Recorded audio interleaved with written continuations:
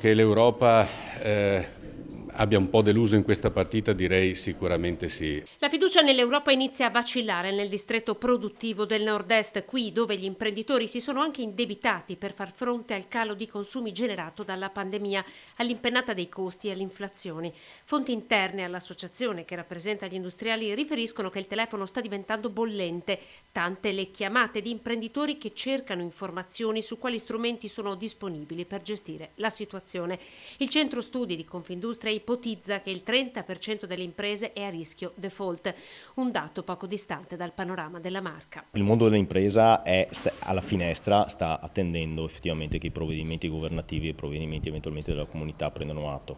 Noi continuiamo a fare il nostro lavoro fiduciosi che questa questione venga risolta nel migliore dei modi. Dal distretto dello sport system, che tiene grazie al know-how, a quello del turismo, dei palazzetti del ghiaccio che chiudono, fino ai grandi marchi che fermano linee di produzione.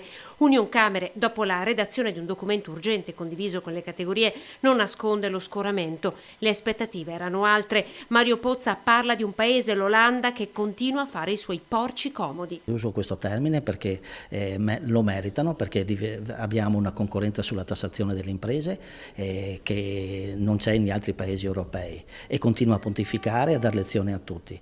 Con il problema del gas lo stesso, perché c'erano una borsa.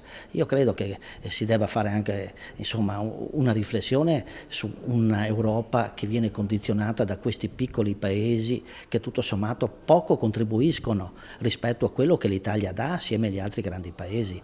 C'eravamo illusi che il PNRR rappresentasse un disegno condiviso. In questa vicenda sono tornati gli egoismi nazionali, chiosa Giuseppe Milan, direttore di Assindustria Veneto Centro. Aggiunge però: la partita non è ancora finita, l'appello a fare presto è unanime. Le imprese hanno bisogno di certezze, mi stanco a dirlo, ma purtroppo è così.